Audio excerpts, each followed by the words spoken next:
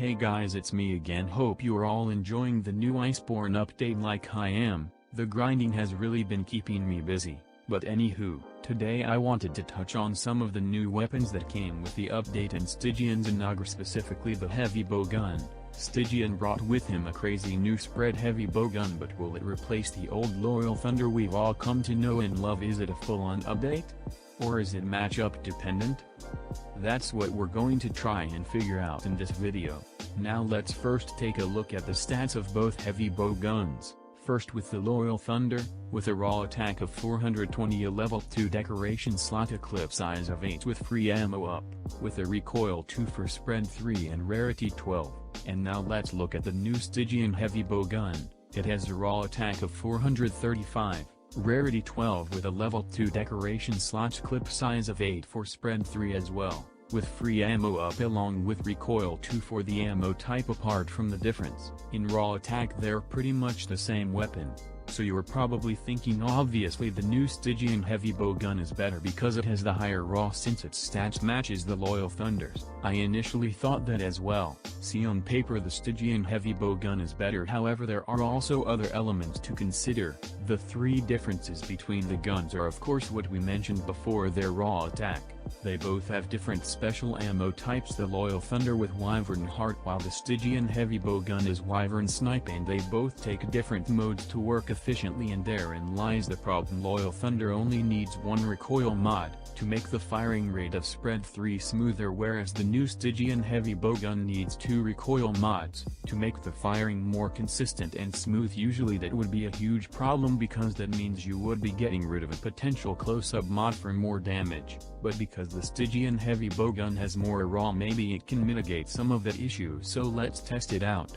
First we're going to be testing the potential of both guns by putting as many close range mods on the guns as we can to get a really good indication of where the gun stands damage wise. I will be using the same build with both guns. Don't worry too much about it, I just put it randomly together to give me the skills I needed to test the heavy bowguns properly. First, the Stygian heavy bowguns, I stated that we need 2 recoil mods, and then for the rest we went full close range mods. Now let's look at the damage. I also want to mention I did the test with no buffs to have a common basis of where each gun stood. Now as you can see, the Stygian gun is hitting the pillar for 42 damage per critical hit.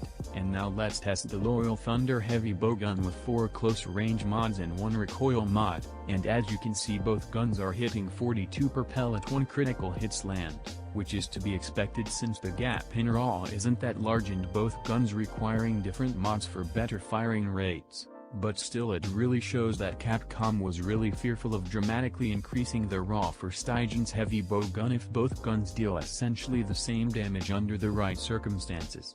However, there's another thing to take in account, and that's the heavy gunplay style in Iceborne. Monsters are wild, which kind of forces us to run shield mods. So if we take in account the need for a shield for casual play, it may completely alter how the damage numbers and what gun could be seen as better. So let's test it. First we're going to start with the Loyal Thunder by using the standard setup for a shield build with 3 shield mods, 1 close range and 1 recoil, and move along from there. The 3 shield and 1 close range setup is hitting for about 36 per critical hit. Now we're going to try the Loyal Thunder setup again, but this time with 2 shield mods and 2 close range mods. The damage per pellet was hitting the pillar for about 38, and with that it gives us the basis of the Loyal Thunder's potential with shield mods. I didn't think to test with 1 shield mod for the gun because 1, it's pretty horrible for a guard heavy bowgun setup, and 2, there's little difference in the damage as we can already see between the 2 guns. So 1 more test with 1 shield and 3 close range wouldn't have made much difference. Now for the Stygian heavy bowgun shield setups. First with the 2 recoil mods needed, 2 shield mods and the 1 recoil mod, which resulted in the damage being about 38 per pellet. And lastly the 1 shield mod and 2 close range mods. I know I said 1 shield mods are horrible for guard setups, but the Stygian gun is really limited with mods just because of the 15 extra raw it has, but at the very least I wanted to make it an option since it's not as flexible as the Loyal Thunder. But anyway, the setup was hitting the pillar 41 damage per pellet. If you've seen my latest hunt video, this is the typical setup I've been using since running the Stygian heavy bowgun, and it really seems to work out. Now that we've made it through all the testing, here's my results and opinions on if the new Stygian heavy bow gun is a full-on update to the Loyal Thunder or if it's just a side grade. As we saw, even when both guns are maxed out on as many close-range mods as they can get, they were both still hitting the same damage numbers, and it wasn't until the shield mod setups that we saw the damage numbers begin to shift. Both of the guns seem to have their pros and cons when matched against each other. The Stygian gun is limited due to its mod usage, and the Loyal Thunder's raw just seems to fall a little short. Both guns are great, but I think the Loyal Thunder may be better in terms of survivability, since you're able to tank most hits with guard 5 and 3 shield mods, but that would mainly be for casual and multiplayer.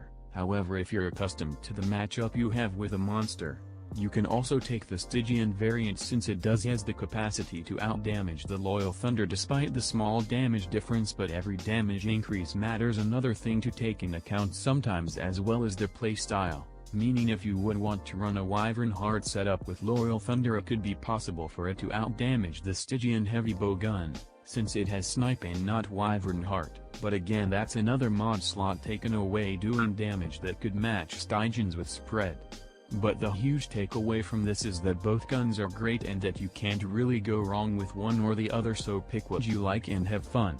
If you've made it to the end of this video, thanks for watching, and hopefully this video helped you guys understand the dynamics and differences of both guns. But until next time, my Monster Hunter fam, stay classy and remember to hunt with style.